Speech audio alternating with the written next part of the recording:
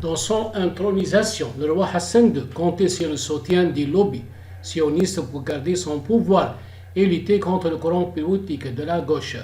Selon l'écrivain marocain d'origine juive Jacob Cohen, le conseiller du roi Hassan II, puis de Mohamed VI, André Azoulay, était un membre notoire des Mossad. Le soutien des présidents égyptiens à l'Algérie dans la guerre des sables a poussé Hassan II à solliciter l'aide des Israéliens en échange de coopération de Rabat dans l'évacuation de la population juive qui résidait au Maroc. 2 ans plus tard, le roi du Maroc implorait l'aide des Mossad pour éliminer son principal opposant dans les années 1960. Mahdi Ben Barka, dont la famille cherche encore le corps qui, dit-on, a été délié dans de l'acide. Ce service a été bien payé. Les Israéliens ont eu le droit d'implanter leur micro dans la salle de réunion de la Ligue arabe et enregistrer tous les débats, ce qui leur permettra de décider d'attaquer lors de la guerre des 6 jours. Dans les années 1980, des experts israéliens ont aidé l'armée marocaine dans la construction du mur de la honte qui divise le territoire du Sahara occidental.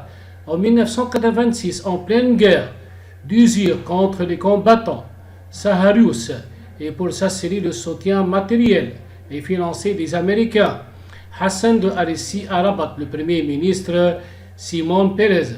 Le roi Mohamed VI suit la ligne de son père. Il a nommé Serge Berdugo ambassadeur itinéraire chargé de mobiliser le lobby sioniste aux États-Unis en quête de soutien à sa position d'autonomie, pendant que Mohamed VI accueille et honore avec la médaille de chevalier des personnalités juives, ainsi que de lobbyistes d'organisations sionistes américaines à AIPAC. Cette obsession monarchique pour le lobby juif a poussé Mohamed VI à choisir une épouse d'origine juive aussi. En effet, la Salma est la famille des Benani, une famille fassie d'origine juive convertie à l'islam. Ainsi, puisque la société est baroque et matriarcale, le prince Moulay Hassan et la princesse Al-Khadija sont considérés juifs en raison de l'origine de leur mère. Comment Mohamed VI a rencontré la Salma. Salma Benani travaillait au holding royal Ouena. Sa beauté et élégance ont attiré l'attention du roi Mohamed VI lors d'une soirée organisée par cette société qui appartient à la famille royale. Selon plusieurs sources, Mohamed VI l'a arraché d'une liaison sentimentale qu'elle entretenait avec Tazi, qui était à l'époque le directeur de l'OANA. Tazi a dit avaler la couleuvre au nom des intérêts suprêmes de la communauté juive.